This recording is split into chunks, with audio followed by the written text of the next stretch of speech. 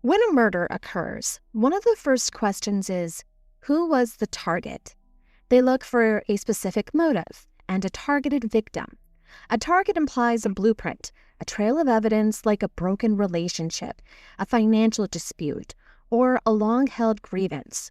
Identifying a target gives the investigation a shape and a starting point, allowing officials to look into the personal life to find the source of a threat. But what happens when there is no blueprint? What happens when a series of events appears to have no specific target and no clear motive? When you can't answer those two basic questions, the entire playbook for solving a crime gets thrown out the window. Because if the choice isn't personal, it's not a calculated move anymore. It is pure, unadulterated chaos. And in cases like this, the absolute absence of a pattern tells you something even darker. It means that literally anyone could have walked to that trap. When a threat targets no one and everyone all at the exact same time, the entire community is left to grapple with the chilling realization that their sense of safety is nothing more than an illusion. This is the deeply unsettling reality of the 1982 Chicago Tylenol murders. Welcome to Down the Crooked Path. I'm your host, Amanda Joy. Join me as we dive into eerie and spine-chilling stories that blur the lines between reality and the unknown. From cryptids and mysterious disappearances to true crime, UFO sightings, and paranormal activity. Venture into the unknown and uncover the secrets that lie down the crooked path. Okay, so think about the classic imagery of a mystery novel, a glamorous dinner party, a crystal glass of champagne, and suddenly a guest collapses. It's elegant, it's dramatic, and it's completely bloodless. For generations, pop culture has conditioned us to view cyanide as the ultimate literary plot device. It's the clean weapon of choice for high society villains. But nobody utilized it quite like the queen of crime herself, Agatha Christie. In her classic thriller, Sparkling Cyanide, she famously uses potassium cyanide slipped to a glass of champagne to kill off a wealthy heiress. But Christie didn't just guess how these substances worked. During both World Wars, she volunteered as a pharmacy dispenser. She spent hours surrounded by toxic compounds, studying their exact lethal dosages and chemical incompatibilities. She knew the real-world science of deadly substances better than almost any other writer of her time. Yet the way poison is portrayed on the page or on a television screen creates a massive disconnect from reality. In fiction, cyanide is treated like it's a magical switch. The victim takes a sip, gasps, and slips away silently. But the actual medical reality of how this chemical interacts with human biology is anything but clean. It is fast, it is violent, and it is a terrifying way to die. When you breathe in or swallow cyanide, it actually targets your cells. Your cells need oxygen to create energy so your heart and brain can function. Now, your blood usually carries plenty of oxygen right to where it needs to go, but cyanide stops your cells from taking in the oxygen. It binds to specific enzymes inside of the cell's energy center. That enzyme is the mechanism that allows the cell to turn oxygen into fuel. When cyanide locks into it, that process stops. Your lungs are still drawing in air and your heart is still pumping, but your organs cannot use any of that oxygen in your bloodstream. Your vital system loses power immediately. That lack of energy is what triggers rapid seizures and cardiac arrest.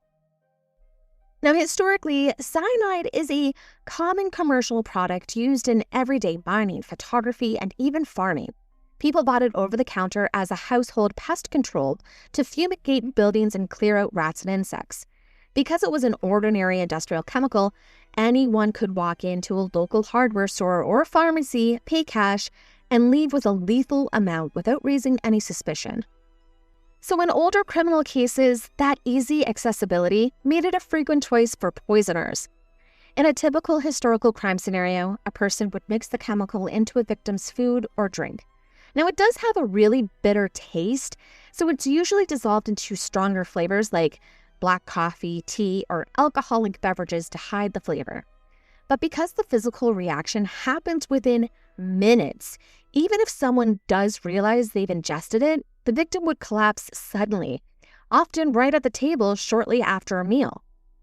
Basically, there's no time to react. As soon as you swallow, it's too late. Wednesday, September 29th, 1982. It was a regular school day in Elk Grove Village, Illinois. 12-year-old Mary Kellerman woke up early, feeling sick. She was a 7th grader at Adams Junior High School who loved horseback riding and babysat for the neighborhood kids. That morning, though, she had a runny nose and a sore throat. The previous day, her mother had bought a bottle of extra-strength Tylenol at a Jewel food store in Grove Mall. Mary's parents told her she could stay home from school, take some medication, and get some rest. They gave her one single capsule from that bottle.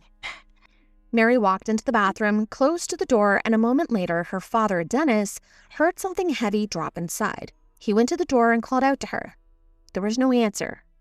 He called again, and it was still completely silent. When he opened the door, Mary was laying on the floor unconscious, still wearing her pajamas. Obviously, her parents rushed her to the hospital, and doctors tried to revive her, but she was pronounced dead at 9:30 a.m. And at first, medical professionals thought that the healthy 12-year-old had suffered a sudden massive stroke because there was no obvious cause for her collapse. That same Wednesday morning, in the nearby suburbs of Arlington Heights, Adam Janis was a 27-year-old. He was a postal worker and father of 2 young children. He also woke up feeling sick that day with a headache and minor chest pains, so he stayed home from work. Later that morning, he went to a local Jewel food store on Palatine Road and bought a fresh bottle of a 50-capsule bottle of extra-strength Tylenol. He drove back to his home at South Mitchell Avenue, went into his kitchen, opened the new bottle, and swallowed 2 of the capsules. Within minutes, his wife Teresa went to check on him and found him collapsed on the bedroom floor, gasping for air and completely unresponsive. She immediately called for help. The paramedics arrived pretty quickly to the house, and they found Adam in a full cardiopulmonary arrest with pupils that were completely dilated. They began CPR right there on the floor and rushed him to Northwest Community Hospital. The hospital staff in the emergency room spent nearly an hour trying to revive him, but his condition never improved, and Adam was pronounced dead at 11:40 a.m. Initially, the doctors believed that Adam had suffered a sudden heart attack. It seemed like a terrible, isolated tragedy for a young father, and the hospital staff had no reason to look for toxic substances. His family was notified, and they began gathering at his home to comfort each other. Present at the home were Adam's parents. His younger brothers, Stanley and Joseph, were also there, along with Stanley's new bride, who was also named Teresa. They had actually just gotten married and had returned from their honeymoon in Hawaii. Joseph had a younger daughter there as well, Monica. Now, this was pure chaos, filled with crying and intense stress as they tried to process the sudden loss of a healthy 27-year-old father. Because of the emotional strain and nonstop weeping, multiple family members developed severe headaches. And I know this happens to me when I cry. So Stanley goes into the kitchen looking for something to relieve the pain. He spots a bottle of pain medication sitting right there on the counter, the exact same container Adam had opened and used just a few hours earlier. Stanley opens the bottle, took a few capsules, passed the medication to his wife, Teresa, and she took capsules from it as well. Stanley then walks back into the room where the rest of the family are gathered. Joseph is standing right next to him, and without a single word, Stanley suddenly collapses to the floor. Joseph tries to grab him, but Stanley was completely unresponsive and motionless. Almost simultaneously, Teresa collapses onto the floor right next to her husband. Panic breaks out in the home. Monica runs to her aunt, crying and begging her not to die, as the family members knelt onto the beds and the floors, praying out loud for help. They call an ambulance, and when the paramedics arrive, they recognize the house because they had just transported Adam from that exact address earlier that day. Stanley is rushed to the same hospital that his brother had just died at, and he is pronounced dead later that evening. Teresa is placed on life support machines in a very deep coma. The following day is Thursday, September 30th. Mary McFarland is a 31-year-old living in Elmhurst. She is a mom to 2 young boys, and she works as an employee at the Illinois Bell Telephone Company. It is just a normal Thursday afternoon at the office, but then Mary develops a really bad headache. So she walks into the employee lounge, goes into her purse, and takes some pain medication that she had brought with her from home. Within literal minutes, she collapses right there on the floor of the lounge, and her coworkers rush over to her. They are completely confused, trying to figure out what's happening. They call for help, and paramedics rush Mary to the Elmhurst Memorial Hospital. Doctors are working on her, doing everything they can, but she never regains consciousness and dies later that day. Around the exact same time, 27-year-old Mary Reiner is at home in Winfield. Now, Mary is a young mom who literally just got home from the hospital after giving birth to her 4th child. She is dealing with normal postpartum body aches and exhaustion, so she goes into the kitchen, takes some capsules for the pain, and right in front of her family, she collapses, just drops. They rush her to Central DuPage Hotel, and the medical staff try everything to save her life, but she dies a short time later. Now, you have to think about what is happening in all of these hospitals right now. People are dropping dead from what looks like a massive stroke or heart attack, but nobody in the public at this moment has known that all of these people have taken the exact same item. On October 1st, 35-year-old Paula Prince has landed at O'Hare International Airport. She works as a flight attendant for the United Airlines and has just finished her flight. She's on her way home to her apartment, and she stops at a Walgreens store on North Wells Street in Chicago. She went inside, picked up a fresh bottle of pain relief capsules, and paid at the register. She went up to her apartment, walked into her bathroom, and took the medication. She collapses immediately. 2 days went by, and nobody has heard from her. By Sunday, October 3rd, her friends and family grow deeply worried because she's missing scheduled flights and wasn't answering her phone. They call the police and request a welfare check at her apartment. When officers arrive at her home, they find Paula dead on her bathroom floor. Sitting on the sink right next to her was an open bottle of capsules. Teresa Janis never wakes up from that seizure on the bedroom floor. The paramedics had rushed her to Northwest Community Hospital, the exact same emergency room where her brother-in-law Adam had just passed away, and where her husband Stanley had also died. The doctors immediately placed the 21-year-old on life support machines because she can't breathe on her own. She has slipped into a deep, unresponsive coma. And for 2 long days, her family sits by her bedside in the intensive care unit, watching the monitors while her body fights a losing battle against a toxin. On Friday, October 1st, 1982, doctors check for brain activity and find nothing. She is officially pronounced dead. She passes away just 3 months after her wedding day, making her the 3rd member of the Janis family to die in less than 48 hours. Now, in the hospital, the medical examiner's office is desperately trying to figure out what is killing all of these people so fast. The breakthrough actually begins with 2 local firefighters from different departments, Phil Capitelli and Richard Keyworth, who happen to be talking about the sudden deaths. Keyworth mentions the Kellerman girls, and Capitelli quickly brings up the Janis family collapse. And they both realize that the homes are miles apart, but one terrifying thing they do have in common: they all immediately called the medical examiner to report the connection. An investigator named Helen Jensen rushes over to the Janis home to check the kitchen counter. She grabs the bottle of extra-strength Tylenol, opens it up, and physically counts the capsules inside. Right then and there, she realizes that exactly 6 capsules are missing from the brand new bottle. That is the exact number of pills taken by Adam, Stanley, and Teresa before they dropped. When the investigators and lab techs open all the collected bottles in the laboratory, the room is filled with the distinct sharp odor of bitter almonds, which is a classic biological indicator of potassium cyanide. Now, the company behind the product is McNeil Consumer Products, which is a subsidiary completely owned by the massive pharmaceutical giant Johnson & Johnson. The moment the connection of these deaths is made to the medication, the executives at the corporate headquarters are thrown into chaos. Company chairman James Burke takes immediate control of the response. Instead of trying to downplay the situation or protect the company's financial interests, they make a move that completely stuns the corporate world. Johnson & Johnson issues a massive, sweeping warning to the entire country, telling the public to stop consuming any of their extra-strength capsules until they figure out what's going on. And they don't just stop there. The company orders a nationwide recall of every single bottle of the product on the market. We are talking about 31 million bottles completely pulled from store shelves, hospital pharmacies, and warehouses across the United States. The retail value of this recall inventory hits roughly $100 million. Meanwhile, the situation on the ground in Chicago is kind of a gong show. Because this poison kills people within mere minutes of hitting their stomachs, the authorities realize that they cannot wait for the corporate recall to finish. So the Chicago Police Department triggers an emergency street-level response.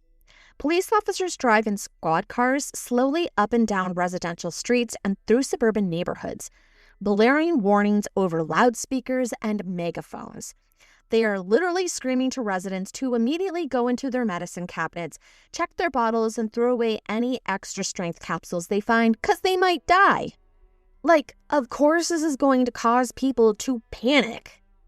So through this massive frantic effort, a total of 8 contaminated bottles are ultimately located and isolated.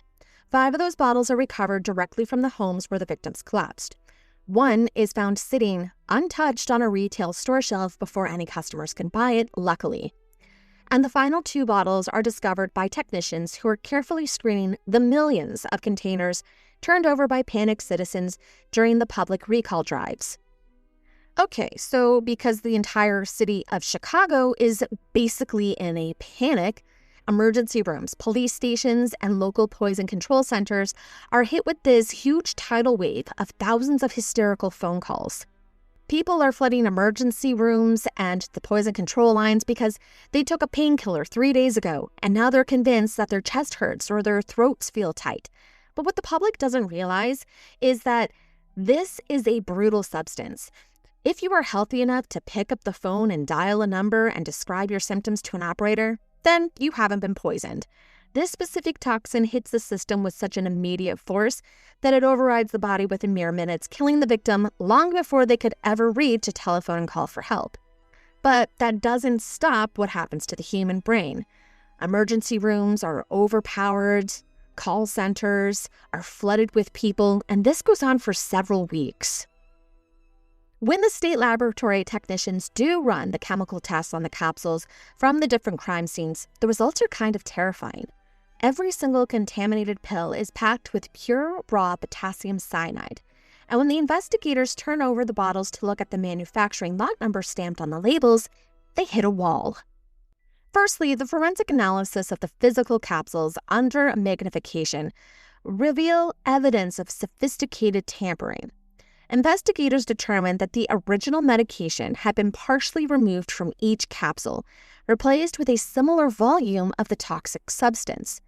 Because the physical dimensions and weight of the altered capsules were not noticeably changed, the tampering was not visible to the naked eye.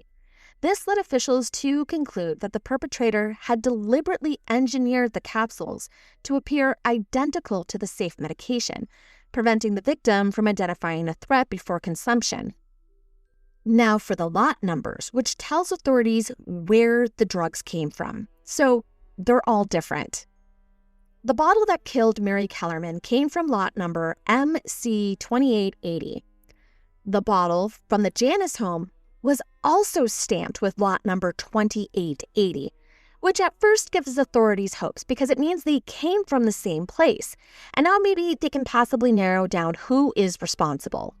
But then they can see that some of the other bottles come from completely different product batches, such as lot 1910MD and lot MB2738. So investigators do the next thing. They contact Johnson & Johnson to trace these codes back to the source.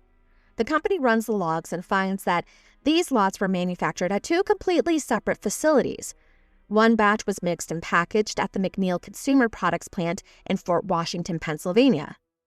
The other batch came from a whole different factory all the way down in Round Rock, Texas. So this detail derails the initial theory of an accidental factory contamination. If the poisoning had been mixed into a vat at a manufacturing plant, then it would only be one specific batch from one specific facility.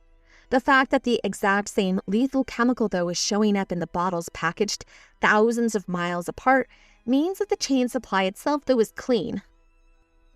So next, investigators start looking closely at the retail map. The contaminated bottles are recovered from a Jewel food store in Elk Grove Village, a Jewel food store in Arlington Heights, and a Walgreens in Chicago's Old Town neighborhood. This realization changes the focus for the investigation. Someone is physically walking into the Chicago area retail stores, taking plastic bottles off the shelf, bringing them home, filling the capsules with cyanide, and then silently slipping them back into the stores. And because they all came from different stores, it's clearly not somebody who supplies the stores or works at the stores. It's all different places, which means somebody is physically walking through all of these different neighborhoods. Another thing they consider: raw potassium cyanide is a very highly reactive chemical substance. When it gets packaged into gelatin capsules, the moisture content in the powder starts to react with the gelatin walls, which means that the acid from the chemical literally will start to eat away at the capsules, causing them to deform, sweat, and disintegrate within just a few days. Because the capsules recovered from the victims' homes and the store shelves are still physically intact, toxicologists are able to run stabilized tests in the labs to see just how fast the chemical burns through the gelatin. They realized that the killer couldn't have done this weeks in advance. Based on the deterioration rate of the capsules, investigators estimated that the tainted bottles had to have been placed on the retail store shelves within 24 to 48 hours before the victims walked in and purchased them. Now, at this point, investigators have a working theory that perhaps this is the work of someone who has a grudge of some sort against Johnson & Johnson. So the task force starts digging into the background of thousands of workers across multiple states. They run background checks on anyone who had recently been fired, passed over for promotion, or filed a formal grievance within the company. Detectives even went as far as manufacturing plants to interview line workers, managers, and safety inspectors, basically grilling them about anyone who seemed unusually angry, anyone acting strange on the job, or anyone who might have stolen raw chemicals from the storage vats. But this corporate dragnet ultimately led to a dead end. Every single one of those employee interviews and background checks comes up clean. The company's security locks are tight, and none of the disgruntled former workers have any links to specific Chicago retail stores where the bottles were planted. Blaming a factory insider is a total bust. The supply chain is completely secure, meaning that the killer most likely had no connection to the factories or Johnson & Johnson at all. On October 6, 1982, the corporate headquarters of Johnson & Johnson in New Brunswick, New Jersey, receives a handwritten letter. It seems as if this isn't just a madman on the streets, it's more an extortion plot. The letter is addressed to the company's chairman, James Berg, and the writer wastes no time getting to the point. He claims that he is responsible for the poisonings in Chicago, stating that it was easy to bypass the existing packaging to lace the medication.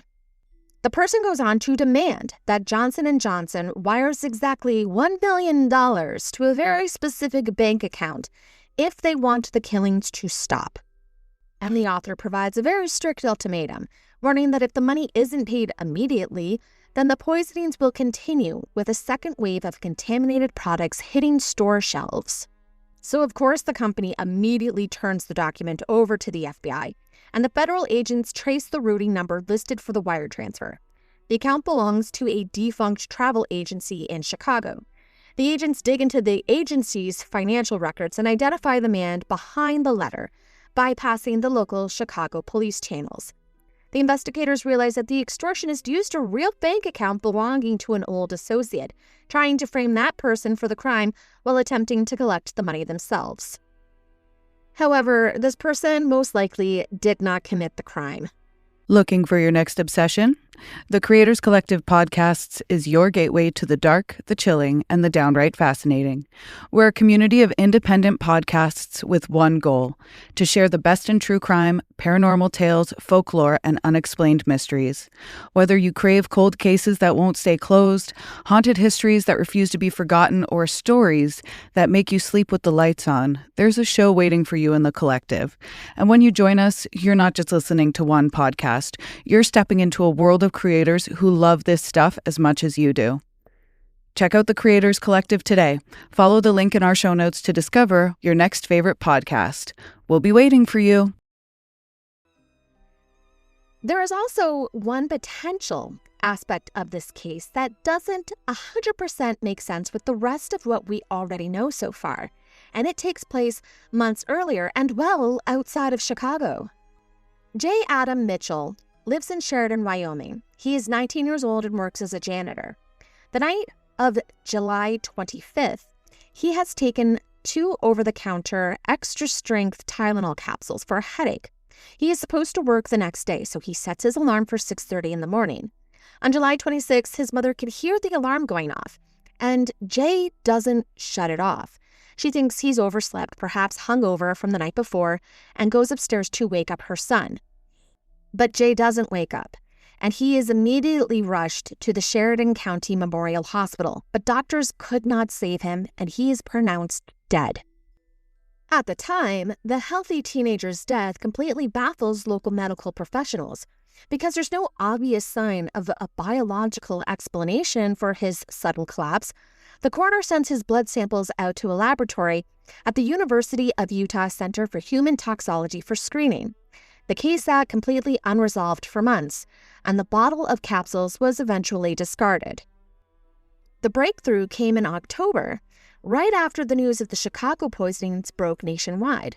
A local pathologist named Dr. William Daughtry heard the details of the Illinois collapses and immediately remembered the strange death of the teenager from that July. So he contacts a laboratory in Utah to follow up on the blood samples that had apparently just been sitting there. The toxologist runs a screen for specific chemicals, and the results come back matching the Chicago victims almost perfectly. J. Adam Mitchell had lethal levels of potassium cyanide in his blood. Obviously, this discovery changed things for the federal task force. When the FBI traced the manufacturing lot number of the bottles that Jay had used, they found that they came from completely different production lines as well than any of the bottles from Chicago. This meant that the contamination was not limited to the Illinois area, and it proved that the poisoning had been placed into retail streamlines months earlier than the task force had initially believed. If there is even a connection between the Chicago murders and the death of Adam Mitchell in Wyoming, have baffled investigators. Even to this day, it remains one of the biggest question marks in the entire case. When the FBI and the task force tried to piece together how a 19-year-old in Wyoming could die from the exact same method months before the Chicago panic, they come up with 3 main theories that still don't explain anything. The first and most popular theory that the task force explored was that the killer was mobile, a traveler. Investigators mapped out the dates and realized that the Wyoming bottle was contaminated months before the Chicago items. This led to a theory that the killer might have been a truck driver, a traveling salesman, or someone whose job required cross-country travel. Under this theory, the perpetrator bought a bottle in Wyoming during the summer, laced it, put it back on the shelves, and then moved along the interstate system back towards Illinois, where they later planned the remaining traps in September. Personally, I don't think this theory holds up. After the Chicago incident, there wasn't any other similar deaths, and if they were a serial killer, then why did it stop? The second theory is a distribution leak.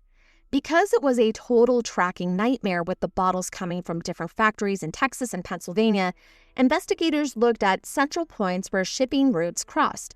They wondered whether a batch of bottles bound for the Midwest and a batch bound for the West had sat at some point in the same regional distribution warehouse or shipping hub at the same time. If a worker or an outsider had access to the crates at a major transit hub before they were split up and sent to different states, That would explain how the poison ended up in two different regions. However, this idea is disproved by the fact that the cyanide would have eaten through the capsules if it was planted in July. They would not have been shelf-stable by the time that they were taken off the shelves in September. The third theory that the FBI considered was that this wasn't the work of a lone madman, but rather a corporate sabotage plot engineered by a white-collar crime syndicate.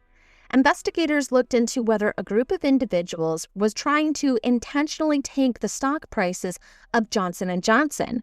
So under this theory, the killer intentionally placed bottles in a remote location like Wyoming early on to test the method and see if a single death would get noticed or trigger a corporate crisis. When Jay Mitchell's death was ruled a generic medical event and failed to cause public panic, the perpetrator realized that they needed to create a highly localized, highly profile cluster of deaths in a major media market like Chicago to force a mass corporate recall and crash the stock. Which, all in all, is kind of exactly what happened. However, at the end of the day, although it seems highly obvious that it was done by the same perpetrators, we still don't know for certain who is responsible for the death of Jay Mitchell and who is responsible for the event in Chicago. So even though it does seem highly unlikely, it is possible that these two cases aren't connected at all. The sheer horror of 7 Chicago deaths and the sudden discovery of the Wyoming case upended daily life across America. Because the killer showed how easy it is to manipulate over-the-counter packaging, a wave of intense paranoia swept the country. People were suddenly finding everything from candy to grocery store items laced with pins, needles, various chemicals, leading to over 200 copycat product tampering incidences nationwide. Because of this, it changed how we product things, especially over-the-counter medication, but also everyday grocery items like juice containers. They now have a tamper seal on them, which they never had before. We have the Chicago Tylenol deaths to thank for that. Even though that issue was solved, there was still a nationwide panic, which placed a lot of pressure on the Chicago task force. Every local police department was desperate to find answers to stop the public hysteria. And in a way, that brings us to June 18th, 1983. John Raymond, or Jack, Stancha was a 46-year-old computer programmer and father of 3 daughters. He was a big, husky man, standing about 5 foot 10 inches tall and weighing around 250 pounds, sporting a very thick beard. He grew up as an only child in a Catholic home near Chicago's Midway Airport. He was known by his peers as a brilliant man who had skipped 2 grades in school and graduated from DePaul University. At around 1:30 a.m., John is leaving Lily's Bar on Lincoln Avenue in Chicago's North Side. He's walking down the sidewalk with 3 of his friends on a completely normal night out. As the group moved under the dim streetlights, a man stepped out from the shadows on the sidewalk. The man confronted the group, walked directly up to John, and stopped within 5 feet of him. The man called out, asking a specific question before reaching into his waistband. He pulled out a gun and fired a single bullet directly into John's chest. John collapsed onto the concrete, bleeding heavily on the sidewalk as he begged God for help. One of John's friends immediately chased the shooter down the street as the man ran into a getaway car, managing to memorize the license plate before the vehicle sped right off into the night.